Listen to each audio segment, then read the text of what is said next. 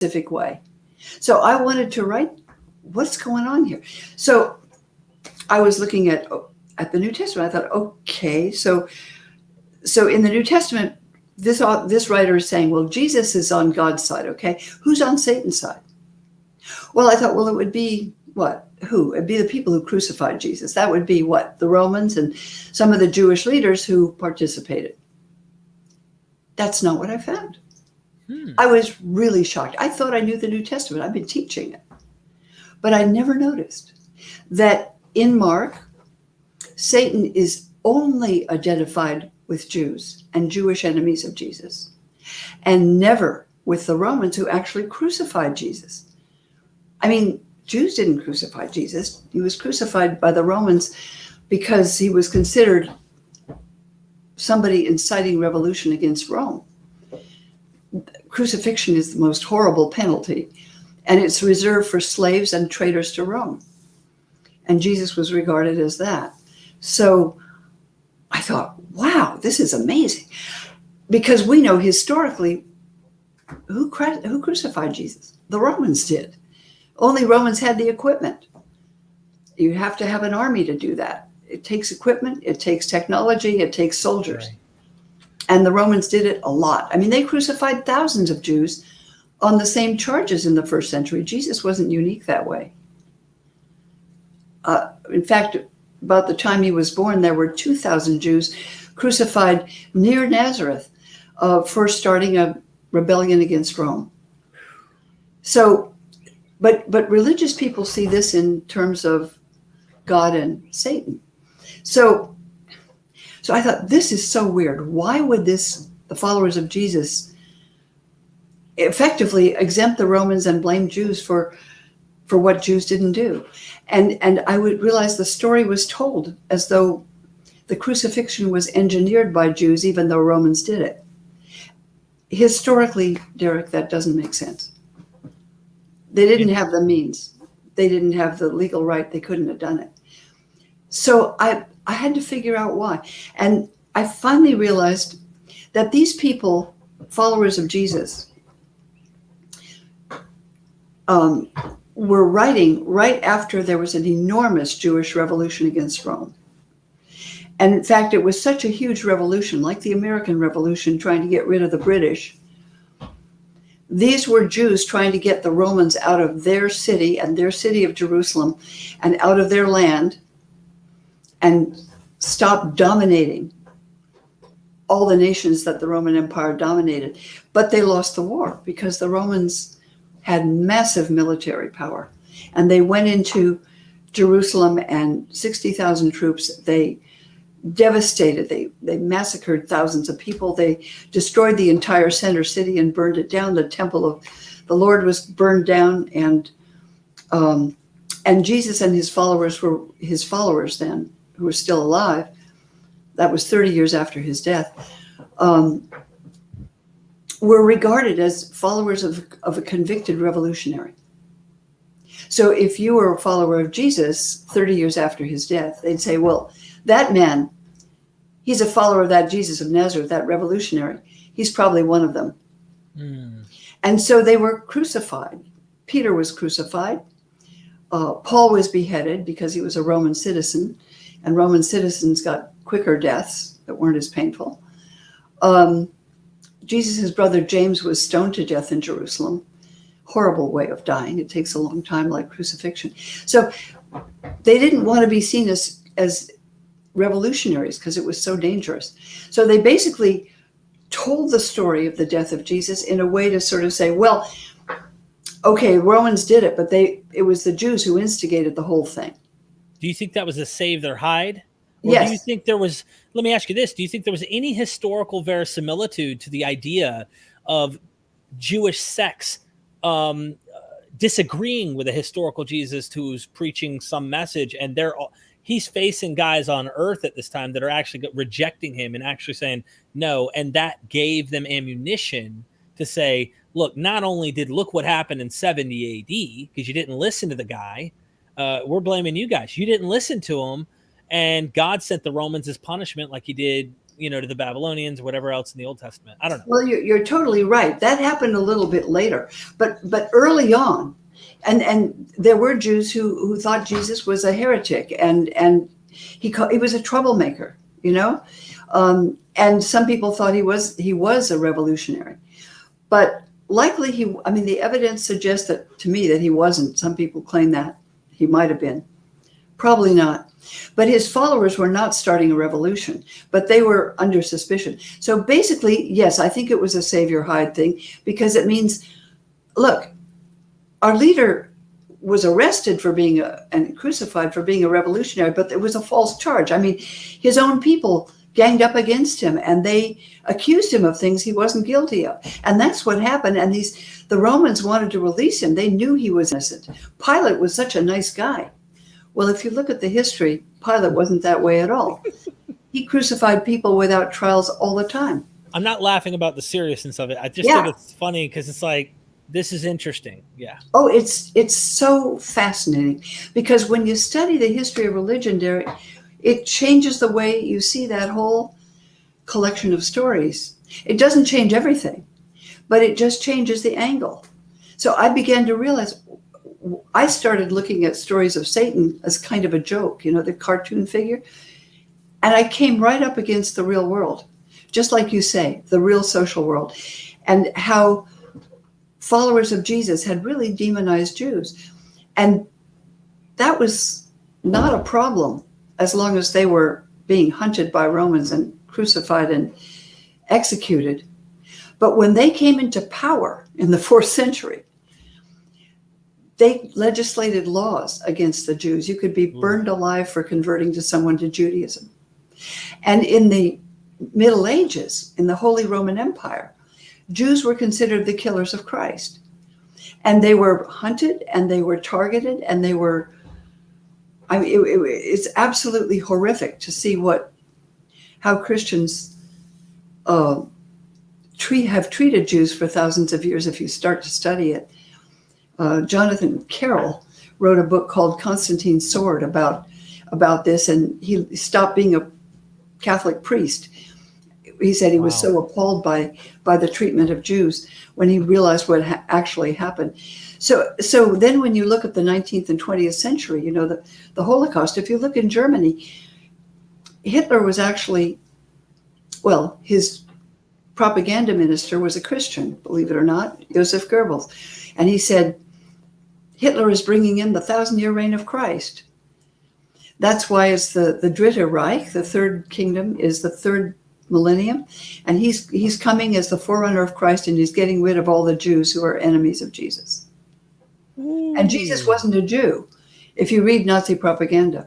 So anyway, you can't blame the whole Holocaust on Christians, but there was fuel for that fire.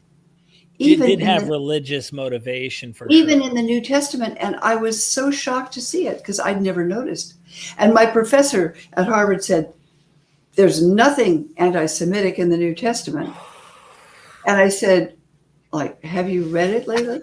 I mean, I didn't actually notice it though, because it's kind of woven into the story of the crucifixion in a way that I hadn't noticed. But if you read anti-Semitic propaganda, to this day, Jews are called Christ killers. I gave the book to a friend of mine. He said, I sat up all night reading it. I didn't know why they called me a Christ killer in Boston. I'd never killed anybody.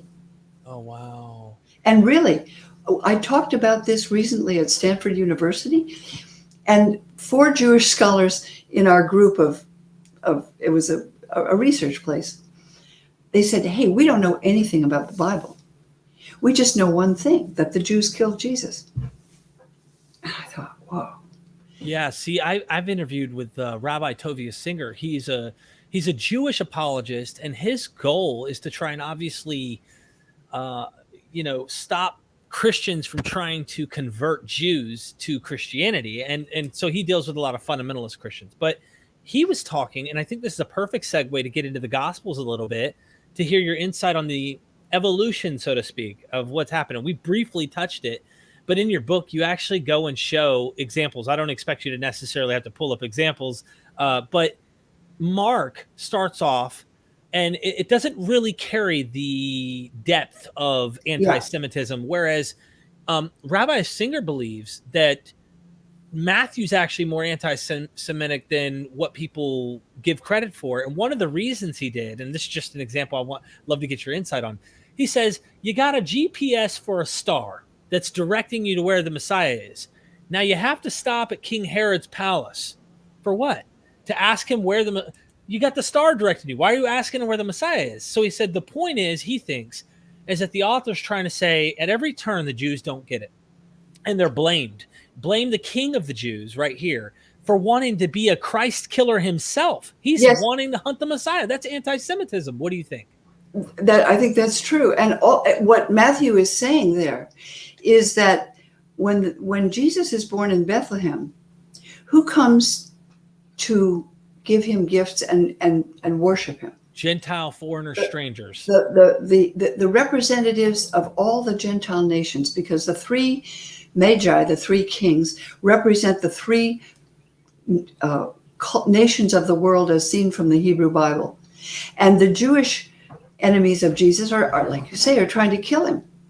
And then Jesus goes up on a mountain and gives you he gives you the Sermon on the Mount like Moses. I mean, he's pictured like Moses, but it's a book that appeals deeply to people who love the Hebrew Bible. But as you say, the four Gospels are written after the death of Jesus. Mark about maybe 40 years after, Matthew and Luke 50 or 60 years after, and John maybe 60 or years after. And the further you get from the history, the more hostile these get to the Jews. If you look at John 8:44, right? Jesus is speaking to Jews who did not believe in him. And he says, you come from your father, the devil. They say, our father is Abraham. No, you come from your father, the devil. And in the story of Jesus's crucifixion in John, Jesus says to Pilate, Pilate says, your own people turned you over to me. And I've got nothing against you. I mean, Pilate is Mr. Good Guy, and he wants to talk to Jesus about philosophy. But the Jews are trying to kill him. The Jews hate him. In Matthew says the whole people shouted out, crucify him. This is totally anti-historical, I believe, for reasons I show in the book. If I may, and this is a great point you bring up, it goes right into the you are of your father, the devil, or Satan. When we go back into the Old Testament, the Hebrew Bible, and we find this narrative of the serpent in the garden, Revelation harps on this. Now, in its original context, I get it. This didn't mean necessarily what they make it mean in the New Testament. Context is oftentimes rehashed throughout the Bible. Even in the prophets, it means something different than it did in its original context, maybe in the Pentateuch. But my question gets to, and this is going to lead us also into the Gnostics in a way, but right now I wanted to center on the Gospels. There's the idea and argument in Genesis 6 that these are giants. Why? It's clear that the Mesopotamian backdrop to the source material here is pulling off the Apkallu, and there's all these giant heavenly sages that are teaching mankind all of these tools of civilization that they're not supposed to do, and they're annoying the gods. Depending on the source you get, they're too noisy, and they're doing the labor for the gods, and the gods are like, look, send them a flood. Well, in the Bible, it's different. It's wickedness and cruelty, and they're being very abusive, or they're bad. They're being very wicked in the way they approach. Let's flood them out. Well, Jews say that this is actually not divine giants, angels, or Elohim, small gods. These are humans, and it's the line of Cain. So this whole friction that happens, we know Second Temple literature, Jewish literature kind of indicates it's giants and Enoch and other things. But then you also have this idea that these are real human line, bad seed people. And the New Testament seems to act like from righteous Abel to righteous Zechariah in Matthew, he talks about the blood's going to come down. Well, who killed Abel? Cain. Who's Cain? Is he the father? What is going on here? Can you Can you tell me what you found out about this? Well, you just have there's a lot of stories packed into that. But where I thought you were going to take it, Derek, was that Christians, as I was taught in church, when I was in the evangelical church, from which I learned a lot, that the serpent in the Garden of Eden is Satan. But he's not Satan in Jewish tradition. In fact, Satan isn't even there. I mean, he's just a clever snake, right? Right.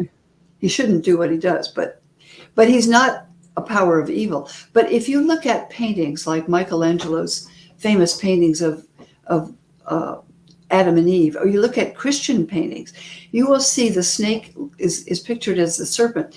I mean, is pictured as Satan. So Christians imagine that Jews always talked about Satan, but they really don't. They do talk about fallen angels, as you say. But it's quite an amazing story to think about the Bible not as something that dropped from heaven, written in divine script, but some stories that people told because they were trying to understand things. They were trying to sort out what was going on right here on earth. And the stories about Satan are part of that. But the problem with the stories of Satan today is that they teach us that conflict in the world, your conflict with anybody, is basically a conflict between good and evil, right? And you're the good one, and whoever you really don't like is evil. You can't negotiate with evil, right? Right. You have to annihilate evil. And that's why you can't negotiate political disputes. This idea of good and evil is very powerful in war.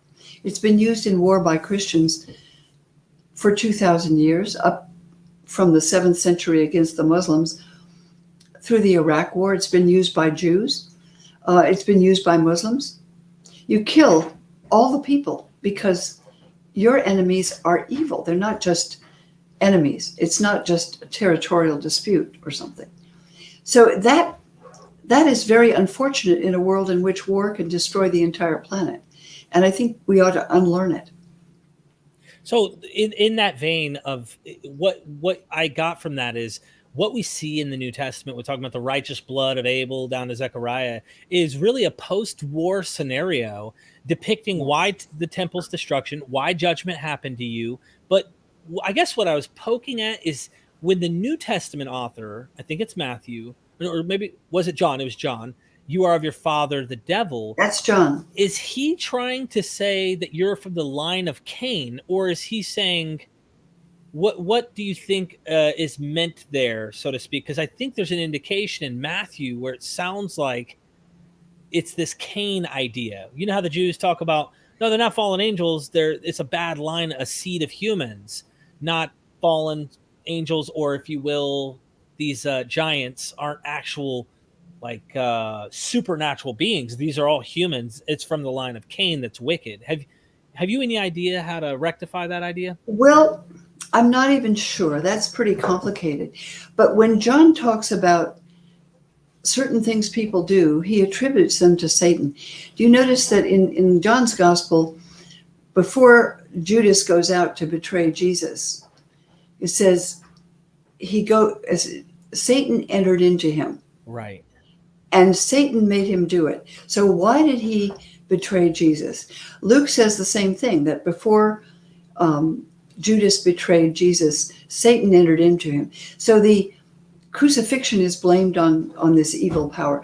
It's just, if you realize that people are writing these stories and they're writing them for a certain purpose, it does change your perspective. It doesn't mean you can't participate in Christian tradition, but you tread a little more carefully on what you assume is true about all this. Powerful. Yeah, there's so much there to glean. I'd love to get into one thing you mentioned in your book is how the Jews expel Christians from the synagogue. And this happens to be something the Johannine tradition reflects and saying, whoa, we're not even allowed to go to synagogue anymore. Do you think anti-Semitism is what caused the Jews to expel them? Or do you think it was just they were a different breed of ideas that the Jews weren't having it? Well, that's John 9. And what it suggests is that followers of Jesus were thrown out of the synagogues because the accusation the Jews make in John is that Jesus says he's equal to God. He basically says he's God. He says, before Abraham was, I am. So he claims the divine name that was given to Moses, the name of God. Jesus is God incarnate. And that message, you can't really be Jewish. Orthodox Jew, because your prayer, if you're an Orthodox Jew, is, hear, O Israel, the Lord your God is one God. And if you're a Muslim, it is, there is no God but God, and Muhammad is his prophet, and God has no other sons. So Jesus is not acknowledged. So I think they rejected Christians from the synagogue because they were saying that Jesus was God, and that's blasphemy. I don't personally think Jesus claimed to be God. I think it is something that people later or claimed for him rather powerfully. Well said. And that historical, we have good precedents outside of the biblical account to say that the synagogue rejection was in the 90s, I think, correct? Somewhere around there? Well, likely so. Yeah, that's a possibility. And I want to, closing the statement of Satan entering him to go do the deed, that answers the question in those gospels specifically on